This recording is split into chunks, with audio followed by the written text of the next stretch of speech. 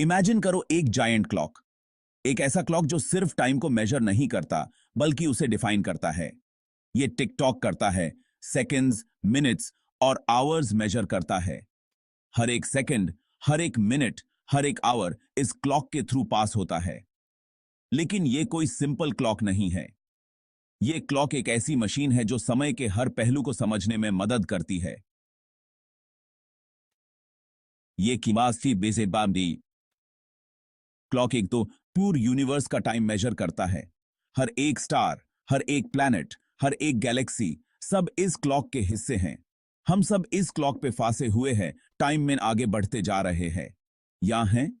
क्या हम सच में टाइम के स्लेव्स हैं या हमारे पास कुछ और ऑप्शंस हैं? क्या होगा अगर हम टाइम में ट्रैवल कर सकें जैसे हम दुनिया में ट्रैवल करते हैं? क्या होगा अगर हम अपने पास्ट को विजिट कर सकें या अपने फ्यूचर को देख सकें? क्या होगा अगर हम डायनासोर्स को देखने जा सकें या फ्यूचर में झांक सकें? सोचो, एक ऐसा समय जब हम अपने एंसेस्टर्स से मिल सकें या अपने डिसेंडेंट्स को देख सकें। टाइम ट्रैवल का आइडिया बहुत पुराना है। ये कॉन्सेप्ट हमेशा से इंसान को फैसिनेट करता आया है। इसके बारे में स्टोरीज सदियों से सुनाई जाती रही हैं। हर कल्चर में, हर सिविलाइजेशन में टाइम ट्रैवल की कहानियां मिलती हैं। लेकिन 20th सेंचुरी में एल्बर्ट आइंस्टाइन ने सब कुछ बदल दिया। उन्होंने टाइम को एक नई नजर से देखने का नजरिया दिया। उनकी थ्योरीज ने सजेस्ट किया कि टाइम ट्रैवल एक्चुअली पॉसिबल हो सकता है। आइंस्टाइन के रिलेटिविटी के थ्योरीज ने हमें दिखाया कि टाइम और स्पेस इंटरकनेक्टेड हैं और शायद हम टाइम को मैनिपुलेट कर सकते हैं। टाइम ट्रैवल ने हमेशा हमें फैसिनेट किया है। इतने सारे मूवीज और बुक्स इसके बारे में हैं। सोचो, back to the future, doctor who, the terminator. ये लिस्ट तो बहुत लंबी है। ये स्टोरीज हमारी इमेजिनेशन को पकड़ लेती हैं। ये हमें सोचने पे मजबूर कर देती हैं। What if? हम इन स्टोरीज की तरफ क्यों इतने अट्रैक्ट होते हैं? मे बी इसलिए क्योंकि ये हमें पास्ट एक्सप्लोर करने का चांस देती हैं, या मे बी इसलिए क्योंकि ये हमें फ्यूचर की एक झलक दिखाती हैं। रीजन कुछ भी हो, टाइम ट्रैवल स्टोरीज हमें याद दिलाती हैं कि कुछ भी पॉसिबल है। एल्बर्ट आइंस्टाइन एक जीनियस थे। उन्होंने एक थ्योरी दी जिसका नाम है थ्योरी ऑफ रिलेटिविटी। ये बहुत ही कॉम्प्लिकेटेड थ्योरी है, लेकिन इसका बेसिक आइडिया सिंपल है। टाइम एब्सोल्यूट नहीं है, ये रिलेटिव है। इमेजिन करो दो क्लॉक्स। एक क्लॉक अर्थ पे है, दूसरा क्लॉक एक स्पेसशिप पे है जो बहुत ही फास्ट ट्रैवल कर रहा है। आइंस्टाइन ने कहा कि स्पेसशिप वाला क्लॉक अर्थ वाले क्लॉक से स्लो चलेगा। इसे कहते हैं टाइम डिलेशन। आइंस्टाइन की थ्योरी ने पॉसिबिलिटीज की एक नई दुनिया खोल दी। उन्होंने स्पेस टाइम के कॉन्सेप्ट को इंट्रोड्यूस किया, जिससे हमारी अंडरस्टैंडिंग में एक रेवोल्यूशन आया। आइंस्टाइन ने दिखाया कि स्पेस और टाइम एक ही फैब्रिक के दो पहलू हैं जो ग्रेविटी के थ्रू बेंड हो सकते हैं। साइंटिस्ट्स ने सोचना शुरू कर दिया, अगर टाइम को स्ट्रेच और स्क्वीज किया जा सकता है तो क्या हम इसे टाइम ट्रैवल के लिए यूज कर सकते हैं? यह एक ऐसा सवाल था जो सबके दिमाग में घूम रहा था। टाइम ट्रैवल, जो पहले सिर्फ साइंस फिक्शन का हिस्सा था, अब एक साइंटिफिक इंक्वायरी बन गया था। कुछ साइंटिस्ट्स का मानना है कि ब्लैक होल्स में इसका आंसर छुपा हो सकता है। ब्लैक होल्स, जो यूनिवर्स के सबसे मिस्टीरियस और पावरफुल ऑब्जेक्ट्स हैं, शायद हमें टाइम ट्रैवल के राज बता सकते हैं। ये एक ऐसी जगह है जहां फिजिक्स के सभी रूल्स फेल हो जाते हैं। ब्लैक होल्स स्पेस टाइम के वो रीजन्स होते हैं जहां ग्रेविटी इतनी स्ट्रांग होती है कि कुछ भी, यहां तक कि लाइट भी, एस्केप नहीं कर सकती। ये ग्रेविटेशनल पुल इतना इंटेंस होता है कि ये स्पेस और टाइम को डिस्टॉर्ट कर देता है। इस डिस्टॉर्शन के कारण कुछ साइंटिस्ट सोचते हैं कि ये एक गेटवे हो सकता है। ब्लैक होल के अंदर क्या होता है, ये एक मिस्ट्री है। क्या ये एक और यूनिवर्स का रास्ता है, या फिर ये सिर्फ एक इन्फिनिट वॉइड है? ये सवाल अभी भी जवाब का इंतजार कर रहे हैं। लेकिन एक चीज तो पक्की है, ब्लैक होल्स हमें यूनिवर्स के कुछ सबसे बड़े राज बता सकते हैं। क्या ये टाइम के दूसरे पॉइंट्स के पोर्टल्स हो सकते हैं? अगर हां, तो ये हमें पास्ट या फ्यूचर में ले जा सकते हैं। ये एक फैसिनेटिंग पॉसिबिलिटी है जो साइंटिस्ट्स को एक्साइट करती है। एक और पॉसिबिलिटी है वर्म होल्स की। वर्म होल्स, जो थियोरेटिकल टनल्स हैं, शायद हमें स्पेस और टाइम के दो अलग अलग पॉइंट्स को कनेक्ट करने का रास्ता दे सकते हैं। ये एक ऐसा कॉन्सेप्ट है जो आइंस्टाइन और नेथन रोजन ने प्रपोज किया था।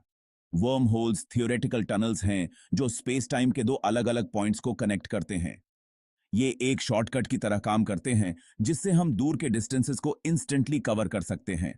लेकिन ये सिर्फ थ्योरी है और अब तक हमने किसी वर्म होल को ऑब्जर्व नहीं किया है। इमेजिन करो एक पेपर को फोल्ड करके आधा कर दिया। ये पेपर हमारे स्पेस टाइम को रिप्रेजेंट करता है। जब हम इसे फोल्ड करते हैं तो हम स्पेस और टाइम को बेंड कर रहे हैं। अब इमेजिन करो दोनों लेयर्स में से एक होल कर दिया। ये होल एक वर्म होल को रिप्रेजेंट करता है जो दो पॉइंट्स को कनेक्ट करता है। वर्म होल कुछ ऐसे ही होते हैं। ये एक टनल की तरह काम करते हैं जो स्पेस और टाइम के दो पॉइंट्स को कनेक्ट करते हैं। अगर ये एग्जिस्ट करते हैं तो ये हमें इंस्टेंट ट्रैवल का रास्ता दे सकते हैं। अगर वर्म होल्स एग्जिस्ट करते हैं तो हम उन्हें टाइम ट्रैवल के लिए यूज कर सकते हैं। ये एक ऐसी पॉसिबिलिटी है जो हमें फ्यूचर में एक्सप्लोर करनी चाहिए। शायद एक दिन हम यूनिवर्स के इन शॉर्टकट्स को समझ पाएंगे और उन्हें अपने फायदे के लिए यूज कर पाएंगे। The grandfather paradox. क्या आप पास्ट को चेंज कर सकते हैं? टाइम ट्रैवल का कॉन्सेप्ट हमेशा से ही लोगों को फैसिनेट करता आया है, लेकिन क्या हम सच में पास्ट को चेंज कर सकते हैं? लेकिन रुको, एक प्रॉब्लम है। टाइम ट्रैवल के साथ कुछ ऐसे पैराडॉक्सेस भी आते हैं जो हमें सोचने पे मजबूर कर देते हैं। इसे कहते हैं ग्रैंडफादर पैराडॉक्स। ये पैराडॉक्स टाइम ट्रैवल के सबसे फेमस और कंफ्यूजिंग प्रॉब्लम्स में से एक है। इमेजिन करो आप टाइम में पीछे जाते हैं और एक्सीडेंटली अपने ही ग्रैंडफादर को मार देते हैं। अब क्या होगा? क्या आप अपने ही एग्जिस्टेंस को खत्म कर देंगे? आप तो पैदा ही नहीं होंगे, तो आप टाइम में पीछे जा ही नहीं सकते। ये पैराडॉक्स ये सवाल उठाता है कि अगर आप पैदा ही नहीं हुए तो आपने अपने ग्रैंडफादर को कैसे मारा? ये एक माइंड बेंडिंग पजल है। ये पैराडॉक्स हमें टाइम ट्रैवल के पॉसिबिलिटीज और लिमिटेशंस के बारे में सोचने पे मजबूर करता है। द ग्रैंडफादर पैराडॉक्स हमें कॉज एंड इफेक्ट के बारे में सोचने पे मजबूर करता है। क्या हम सच में अपने एक्शन से पास्ट और फ्यूचर को चेंज कर सकते हैं? अगर हम पास्ट को चेंज करते हैं तो क्या हम फ्यूचर को भी चेंज करते हैं? क्या हमारे एक्शंस का रिपल इफेक्ट होगा जो फ्यूचर को भी अल्टर करेगा?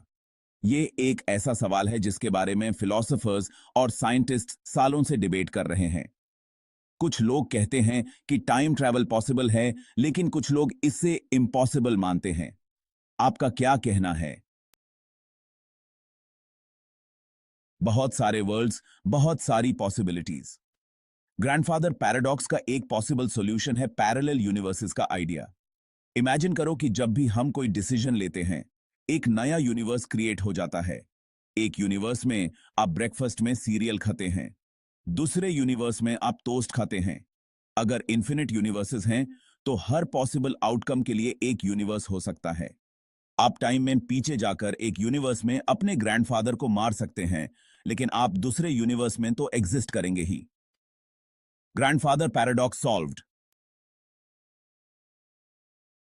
आज टाइम ट्रैवल प्रेजेंट में फांसे हुए हैं, तो क्या हम टाइम में ट्रैवल कर सकते हैं?